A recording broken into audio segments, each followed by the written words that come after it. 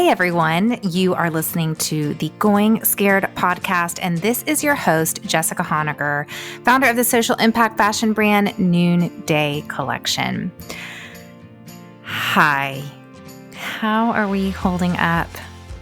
I've seen people are counting the days they've been in quarantine. I can't even handle that. I can't do days. I'm doing weeks. I tell you, one of the most eerie things has been, thankfully, I wrote my calendar in pencil for the next 3 months, and taking my eraser and erasing all of the things for the next few weeks at once was really, really sad, and then also really liberating. And I think we're feeling that right now. We're holding these tensions. I listened to one of Brene Brown's most recent podcast episodes all about if you are an overfunctioner or an underfunctioner. Overfunctioners tend to be demanding, controlling, action-oriented. They're ready to solve the problem. They do overfeel. And underfunctioners tend to be deer in the headlights, paralyzed, lose some of their own competencies, and want to just be told what to do. While I can vacillate between the two, I am definitely more of a classic overfunctioner, high adrenaline, high problem solver.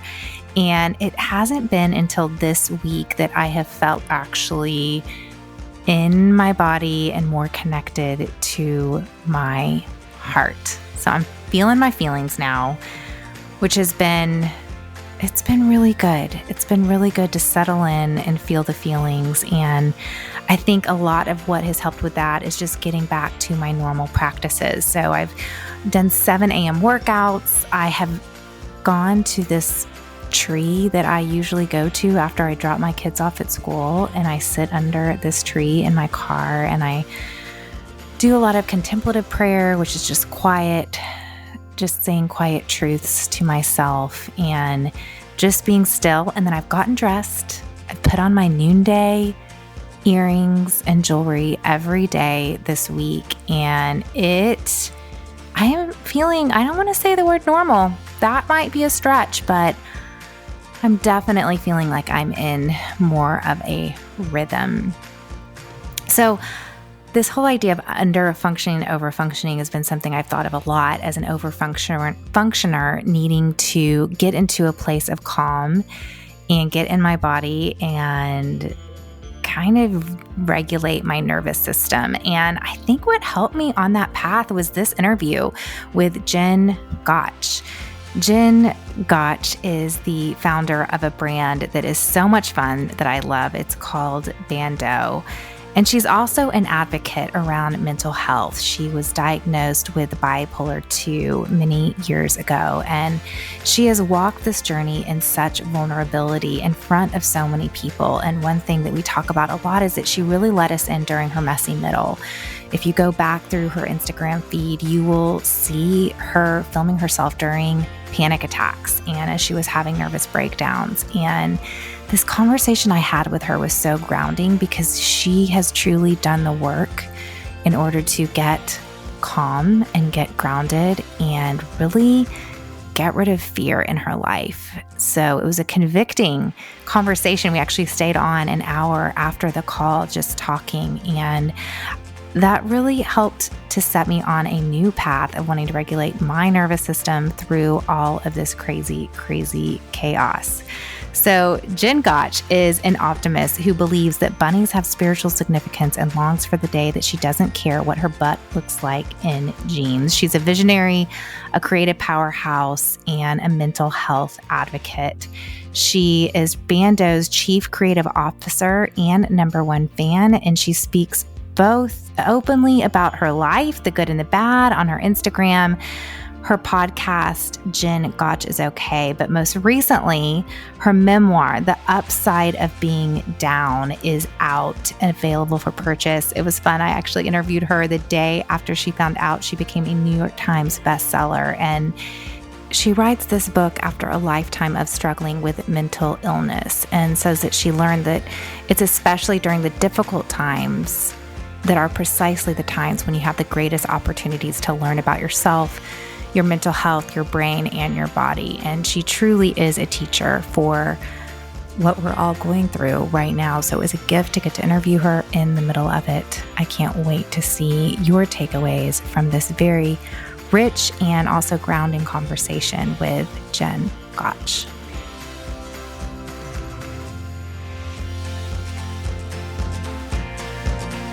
Okay, so I recently read this advice from Sheryl Sandberg, and she tells us that instead of asking people, how are you doing, especially when we're going through difficulty and grief, she says to ask, how are you doing today?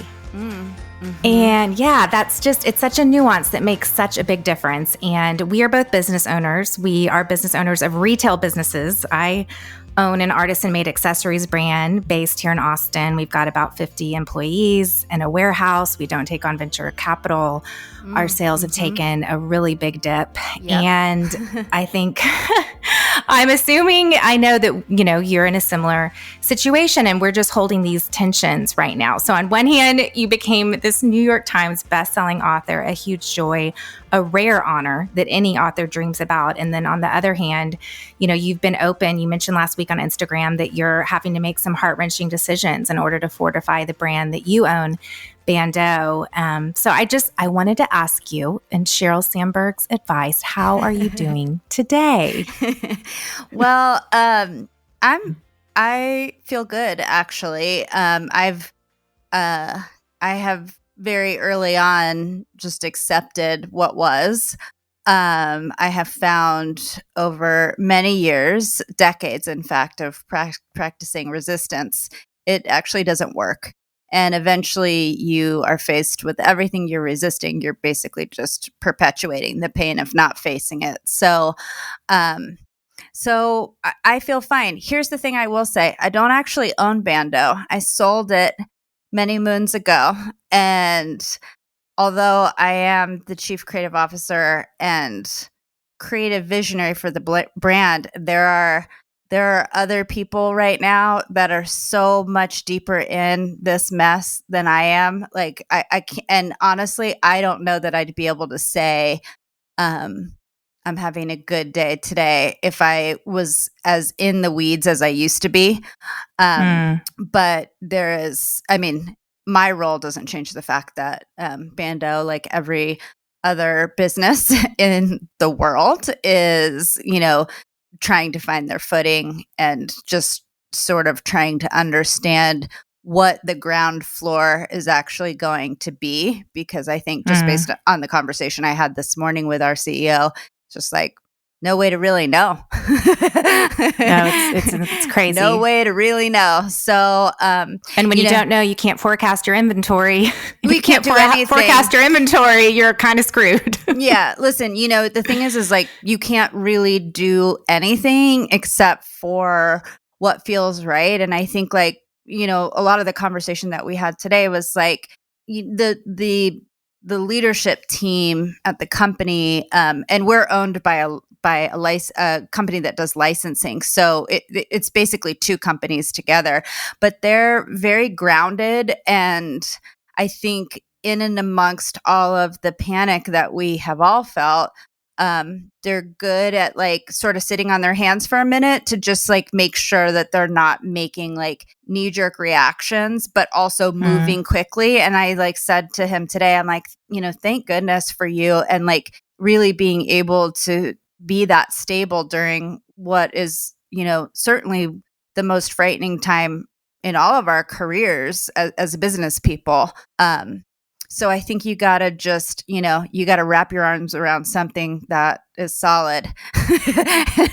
Well, and some people are really made for these types of situations. Totally. It sounds like he probably is. Yeah. I mean, I think like true entrepreneurs, especially, and I'm sure you feel this way, I mean, there is that desire to want to sort of like roll up your sleeves and dig in. And honestly, the hardest part for me is that I'm in a way on way more outside of it than even I was 6 months ago, because I was meant to be on a 6-week book tour right now. So I had already been looped out of a lot of what was going on just because they didn't want to have to rely on me when I'm like, bouncing from city to city. So it's even harder to be like, because I'm one of those people. I want to like start creative problem solving and find, the upside to the I challenge. think I'm driving my team crazy right now. Yeah. Well, listen, I mean, we're all doing what we're doing, but so yeah, it's been weird to be like, hey, put me in, coach. Put me in, coach. That's what I was saying to him today. I'm like that like really excited person on the sidelines, like, let me help, and they're just like,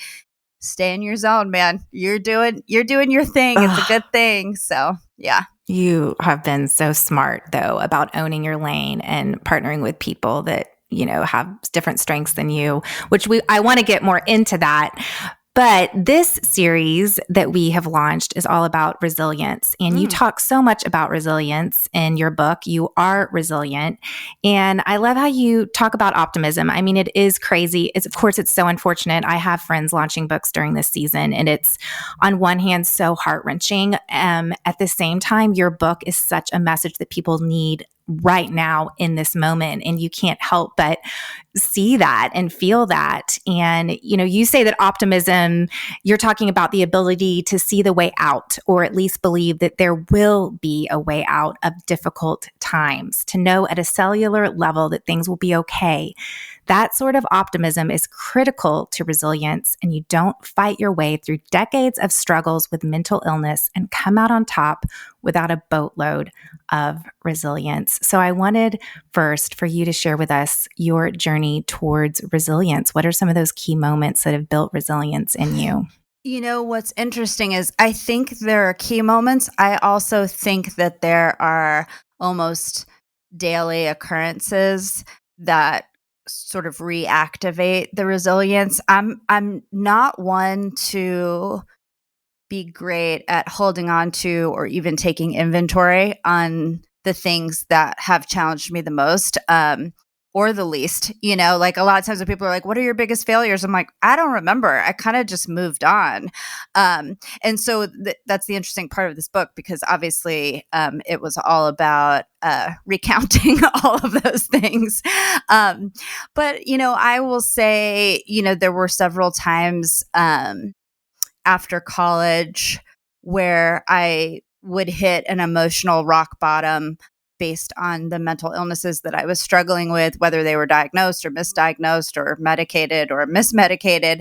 And I think, that's a very quick way to have the rug pulled out from under you. And looking back, I think, I don't know where that ability was to just like stand back up time and time again. But I mean, that's probably the biggest piece for me, was like how my mental illness could sort of compromise me, and also oftentimes out of nowhere. And when I was writing it, I was like, man, maybe I am really strong, because I don't know how I kept going back in. I was like, well, yeah, okay, sure, I'll do it again.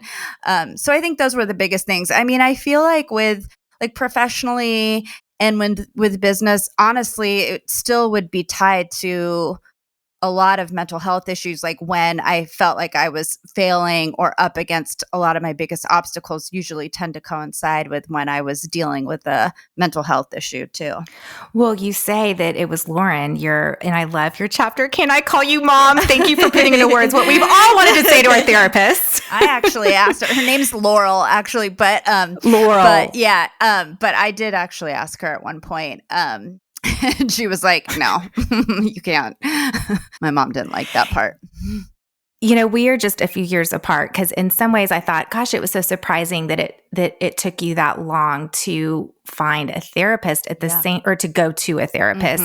But then I was thinking, actually, those of us in our 40s, this, mental illness thanks to you have done an incredible job advocating to take the stigma away from mental illness. And truly, you've really created a movement and have helped so many people in that way.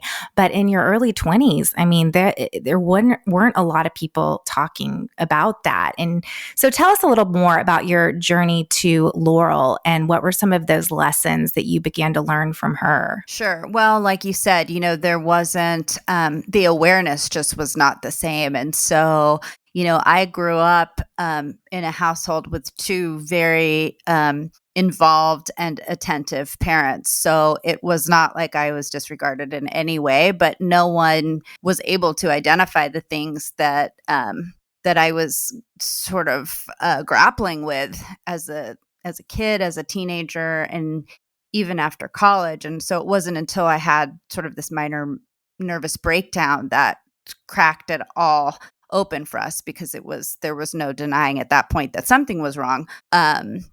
And I went to a doctor, and he said, sounds like depression. I mean, it was a 30-minute visit with a doctor I've never met before. So it's now everything I know about mental health. I'm like, is that legal? That doesn't seem legal. I think some malpractice suit could have happened there. Feels like it. But I don't, the thing is it ended up really helping me tremendously, even if it also sort of hurt me. But I think at least having a healthcare professional say, there is something wrong, here's a medicine you can take for it, let's see how that goes, was very validating for me, because up until that point, there was no name to put to it. And it was like basically your personality wasn't, it was just like, well, that's just your personality. Sometimes you're sad, sometimes you feel scared for no reason. It's like, well, no, but we didn't know that. So, and certainly, and I talk about this too, but there were times where my mom was trying to like get all of us into therapy as a kid, but like, you certainly don't want to listen to your mom in those times. So it was like hard no. And so it wasn't until I moved to California, and I sort of fell in love with this guy. And at one point he was like, you should see a therapist. And I'm sure I had just like overshared something with him. And I was like, well, whatever you want, whatever you want, I'll do that. So I was like the next day, just on the phone with the therapist, like he had written down a couple numbers for me. And so that's who got me to Laurel.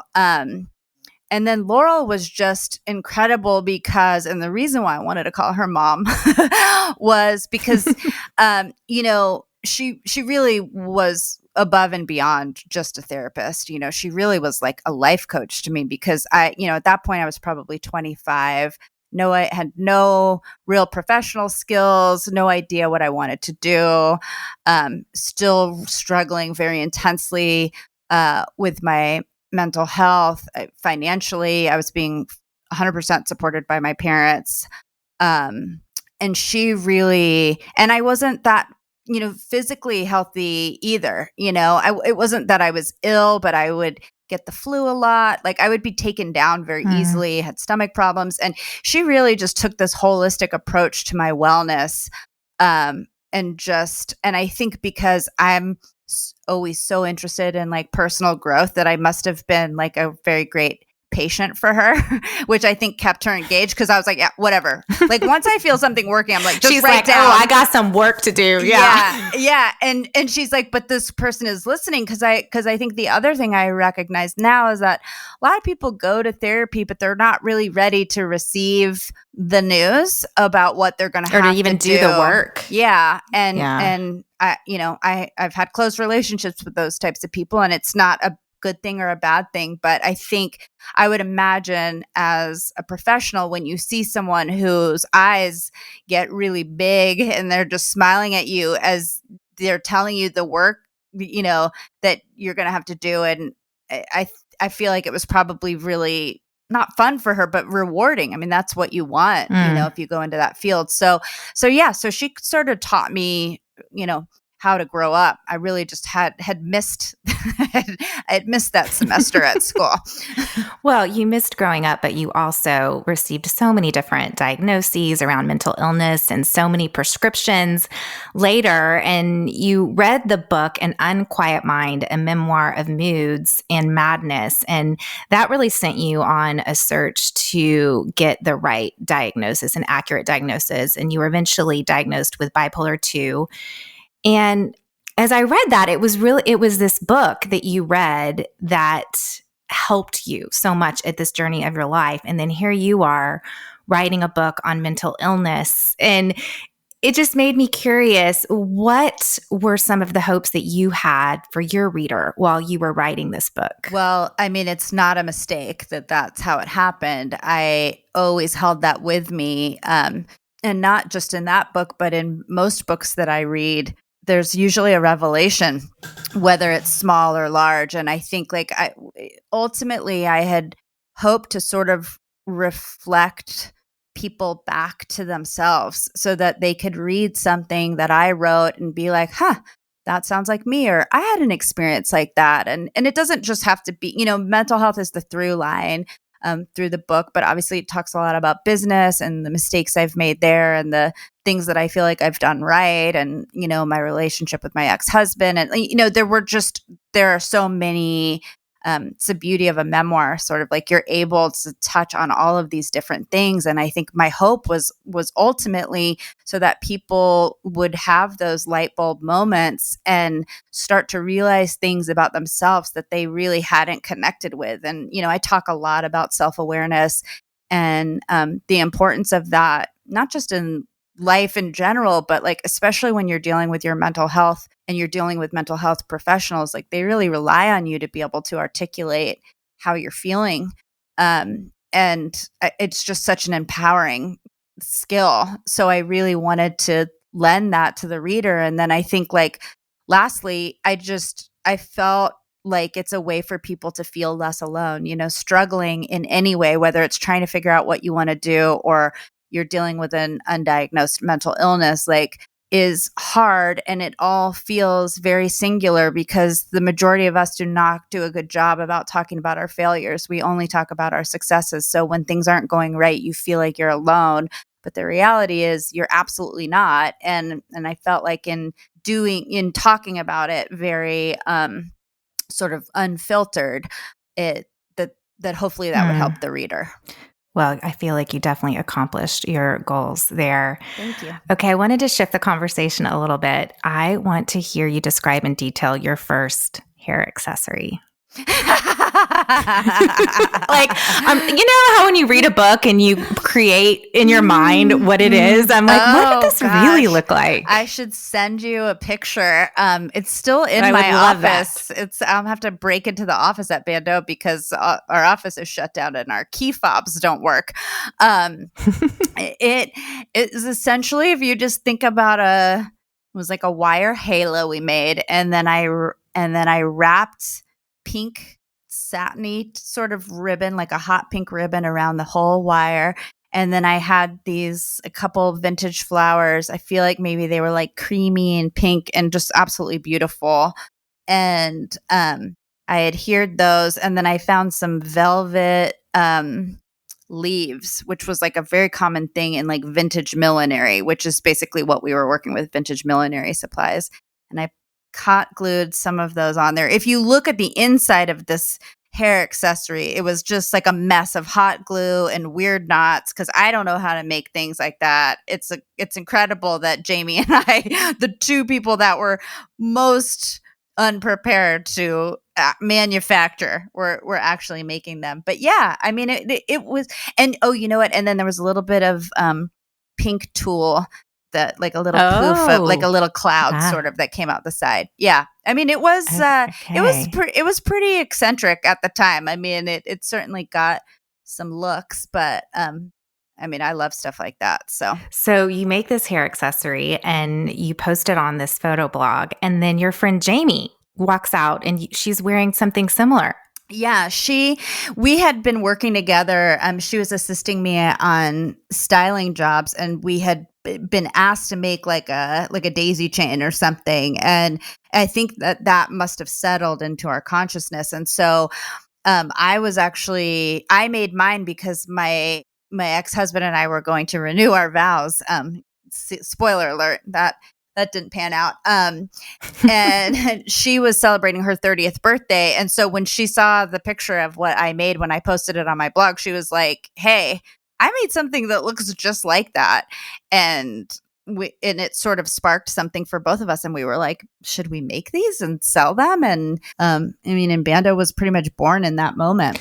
So y'all start making these hair accessories. How long before you began to get them manufactured, or were you guys still making them, like hand making them? It was a long time. Okay. Yeah. They were one of a kind initially, before we understood anything about business, and that if you sell a one of a kind thing once, you can never sell it again. And we had not really calculated that. So lesson one. Lesson one. So we eventually if I say manufactured, I would put it in quotes, because it was literally us just making the same thing over and over again, and then eventually hiring a couple of people that had better skills with needles and glue guns to make those things over and over again. And then I think it was probably in year 2 that we like actually pursued actual manufacturing, once we started getting some wholesale interest. But up until that point, yeah, it was just us trying to make it happen. You said at the beginning, you clarified, I don't own ban.do. I didn't know if that meant you gave up all decision-making rights, if you own still a small percentage of the business. Tell me a little bit more about what that business structure looked like then and what it looks like now. Yeah. So essentially, just to go back to the origin of the sale. So Jamie and her husband decided they needed to move to Texas. He had been sort of commuting back and forth for the better part of a year, and he had a business there that was thriving. And so she was like, I have to move. And so that's when we were like, let's try and sell the business, because I knew that I was not going to be able to do it on my own. And we had a small staff at that point. We were profitable, but we were not making, I mean, it was maybe $200,000 in sales. Like it was not, this isn't the sale of like you were saying earlier about venture capital. Like this was not that. This was like, we either fold or we sell it. And so we were not standing to make millions of dollars. We just wanted to keep this thing alive that seemed like it could work. And so, a lot of, actually, like, we've always looked very buttoned up, because Jamie and I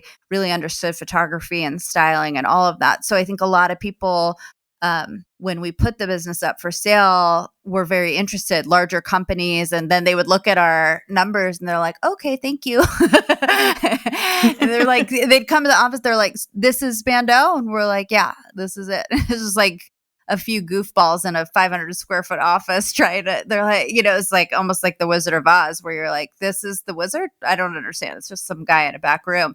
But when we met Todd and Kim, I just like instantly liked them and felt comfortable with them, and could see clearly that they really were looking for what we had, and probably specifically what I had to offer, since, it was clear that Jamie was going to be leaving, and that they were in no way wanting to change that. They were wanting to empower it with everything that they knew.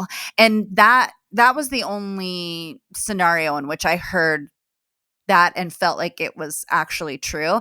Now, this was the whole concept of female founders and, business moguls and all of that. Like, this was a little bit prior to when that really exploded. And so I didn't have really any context for how a sale should go, or what the pitfalls are. Like, I just had a singular goal, which was sell this business so we can keep it moving. And but yes, your description is correct. Like, literally one of the best things that's ever happened to me in my life, because although I gave up full ownership, because I'm not a business person and didn't even think that I could negotiate anything else. I was like, okay, well, when you sell an apple, you're not like, I'm going to keep half the apple. So I just sold it. Okay, but you get bought. So now you're working with, I can be bought. You can be bought. We can be bought. So you're working with Todd and Kim, but you're still growing a team. I mean, you're still in this sense having to be in this managerial operational role, which is really hard for a creative entrepreneur. Yes, it really is. It's tough. And I love you're so transparent. You say that, that leading out of fear, avoidance, and inexperience is uncomfortable and unsustainable. But amid your many mistakes, you will learn a lot. So tell us about that learning phase of your life. Yeah. Well, it's true. I was was not great at that. I think I probably manage and lead with maybe too much heart for what the business world can take. And just because there are always times where you're not going to be able, where you're going to have to do something that's heartbreaking.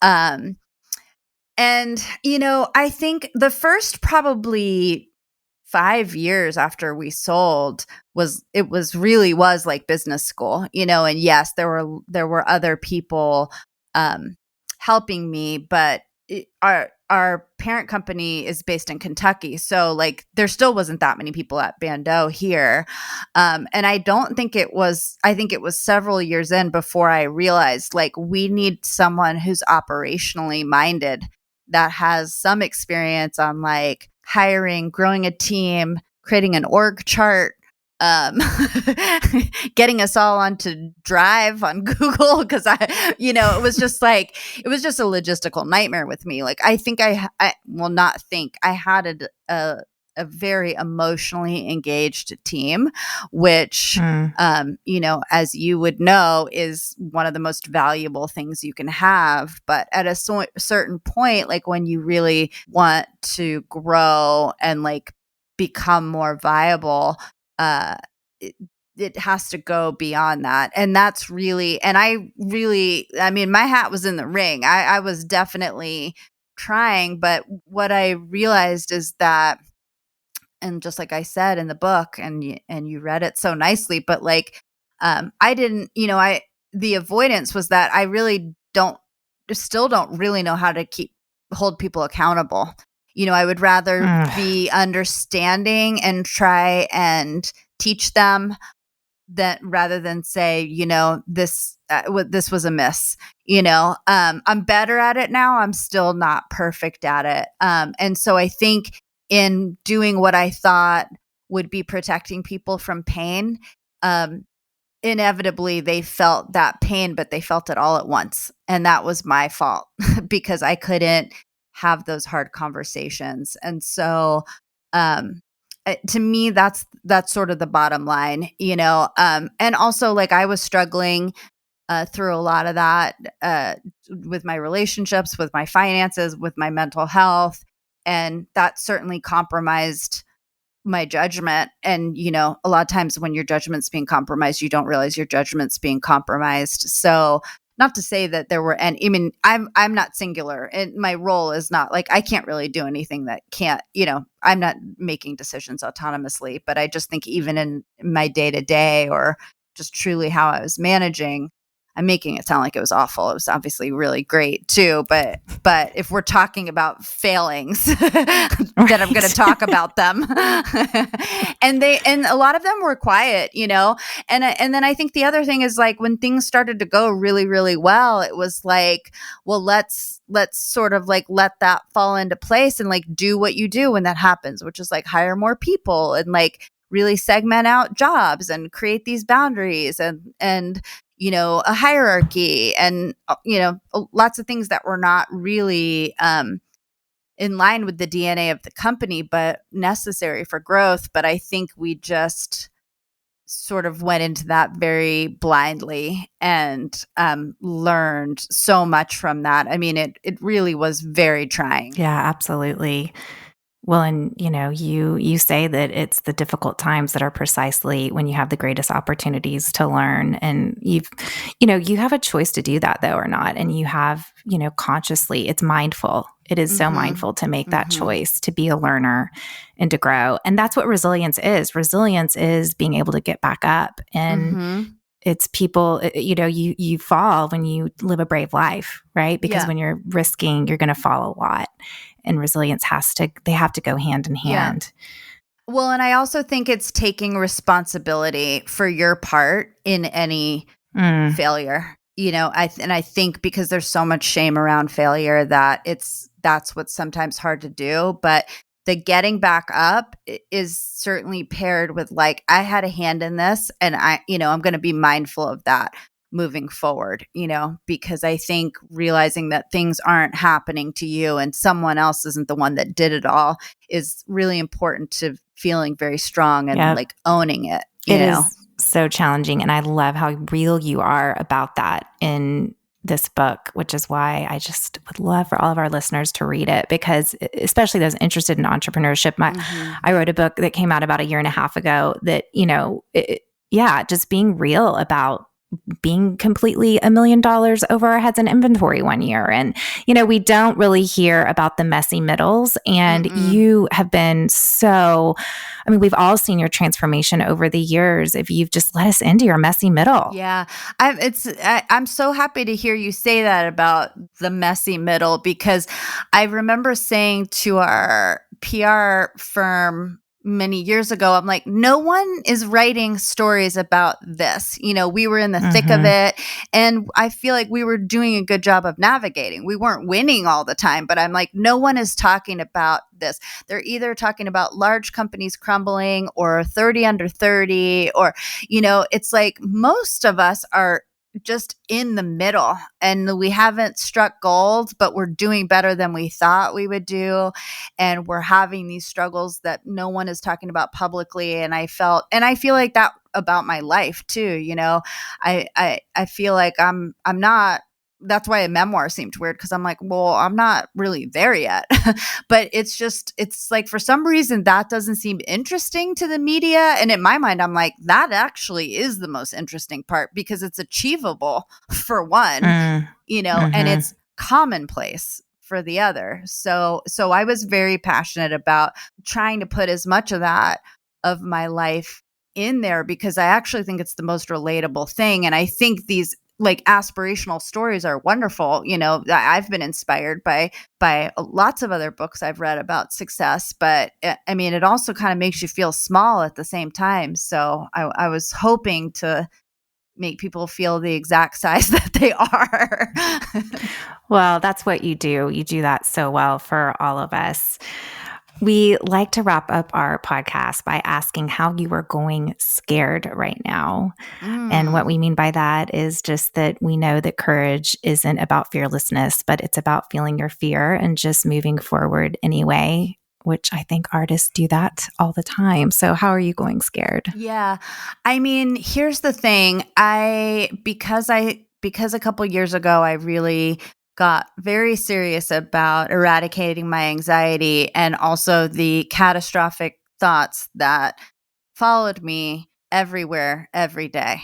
Murder, death, fire, being run over by a car, that I really started to work to manage my thoughts. So I would say I'm probably operating with a lot less fear than most people right now. I can see that because I can see the questions I get, and I'm like, man, I would have been asking those exact same questions if I had not changed my relationship to my thoughts.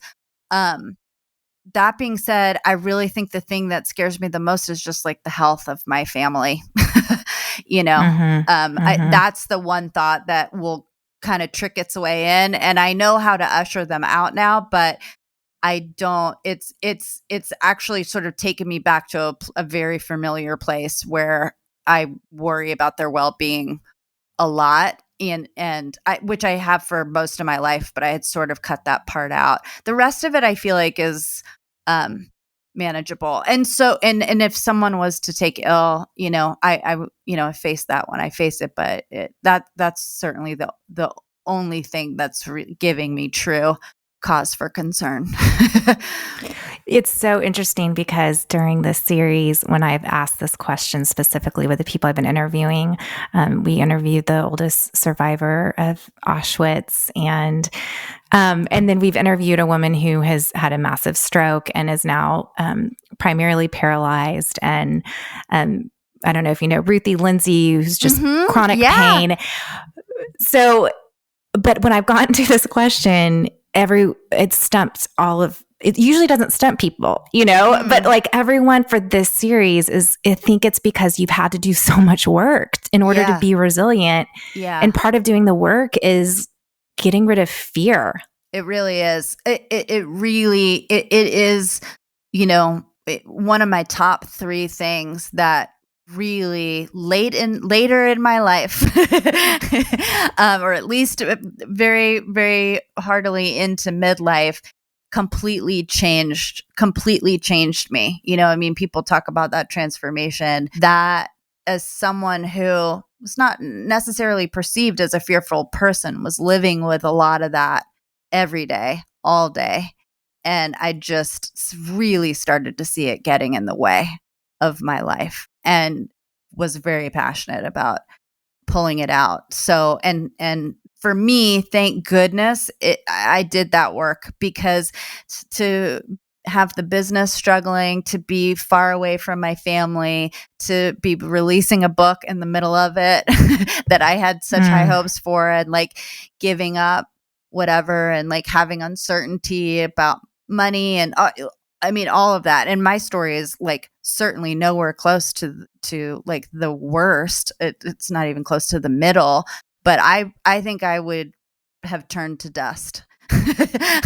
Like I would have Absolutely. turned to No, dust. this would be the time. And I know that this is the time. This is the time for people who have bipolar 2 and are struggling, anxiety, depression. This is the time where you go back to that place. I was even going to read, of course, this was the most relatable thing for me when you write at the very beginning, and you're just a teenager. I don't even know if you're a teenager yet. When you say to your parents, you're like, you don't even know what it's like to want a chocolate chip cookie when you know you shouldn't have a chocolate chip cookie, but you still eat the cookie, but you do it over the trash can, and you only really eat the chocolate chips, and then you throw the rest of the cookie away, and then you make some of what you threw away and you eat that too. You don't understand that. I was like, thank you for saying what we're all doing right now, Jen.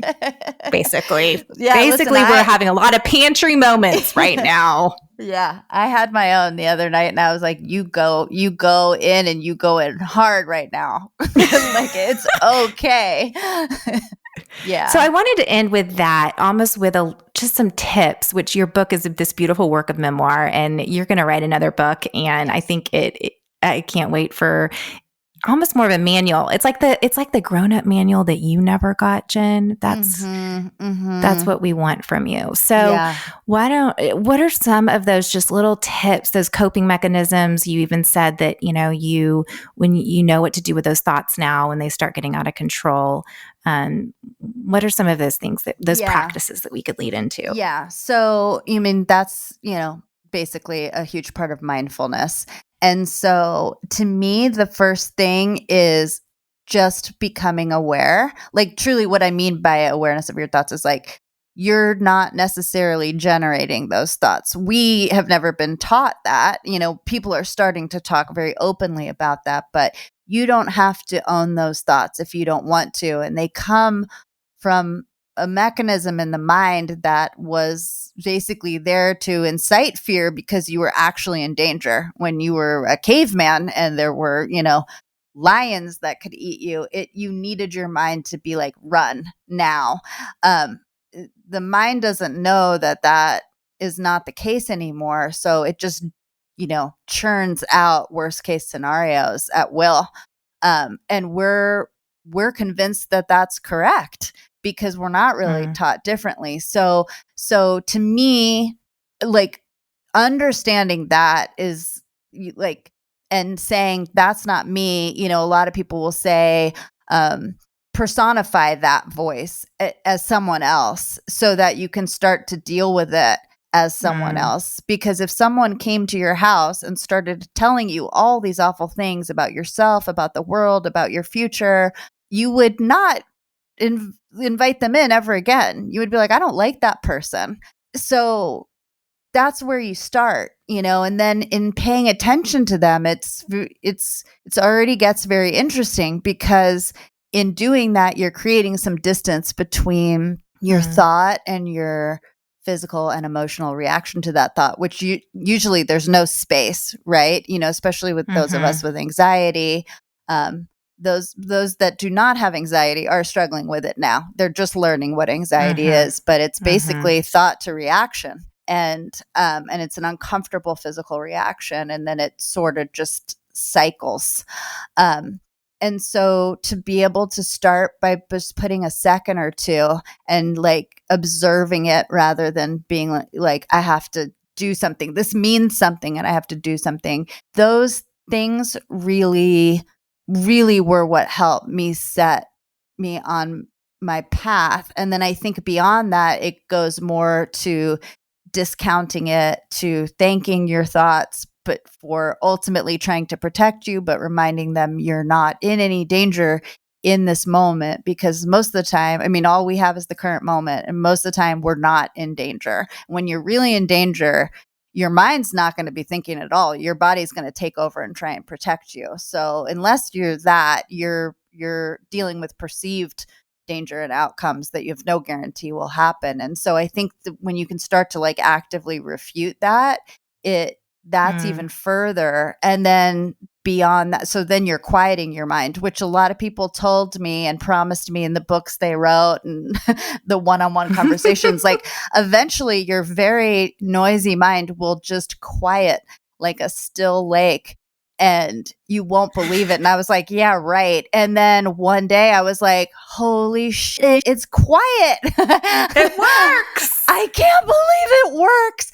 And so it's, I have a relatively quiet mind. And I think when you start to do that, it allows you the space to try and find gratitude, optimism, ultimately peace.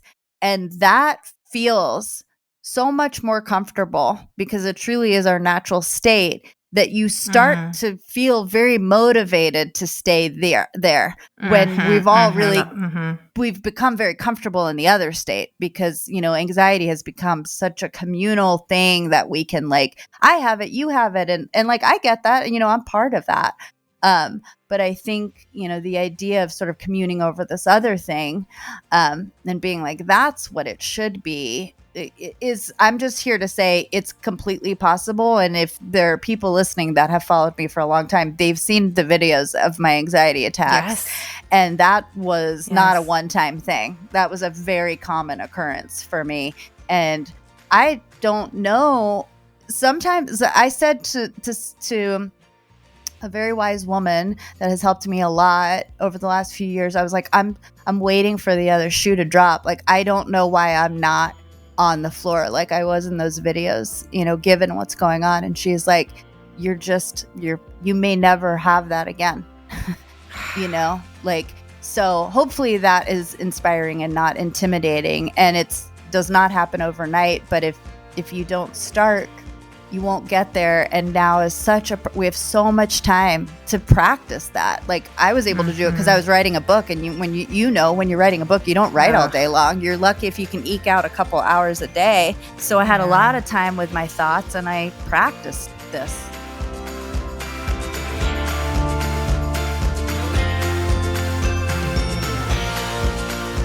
I told you it was going to be a rich conversation. I think for me, getting to talk with another, though she's not a business owner, the chief creative officer, I'm the chief creative officer of Noonday, and to just to talk to someone that has been a leader in a small but thriving company for 10 years was super, super helpful for me. And, we're all in this together right now. We're all being impacted by COVID-19 in so many different ways. One thing that we've done at Noonday Collection is we have the opportunity for you to gather for good virtually. So if you're looking for a way to just disrupt some of your boredom, or if you are like, I'm not bored at all, I am working from home with my children and it's a hot mess, but you're still wanting to do some good. Maybe you have a hairstylist who could use her tip money right now, or maybe your local food bank is running low on donations, then you can actually host a Gather for Good virtual trunk show. So you can gather for good. Noonday will do a give back to absolutely any local need in your community that you identify. We just had one ambassador do one with her massage therapist and got to give a couple of $100s back to her massage therapist, but it was also just a great way for her massage therapist to get to gather her community virtually and connect while shopping for fun jewelry and drinking wine over a virtual happy hour. So if you are interested in that, you can head on over to the Noonday Collection website and click on our host a trunk show, or reach out to a local ambassador. Now is a really great time to get to do this. Thank you so much for tuning in to today's show. I am loving this series, especially right in the middle of a time when we are needing to rise strong from hardship, which is the definition of resilience. Today's show was produced by Eddie Kolfholtz. Our music today is by my good friend Ellie Holcomb. And I'm Jessica Honegger, your host. Until next week, let's take each other by the hand and keep going scared.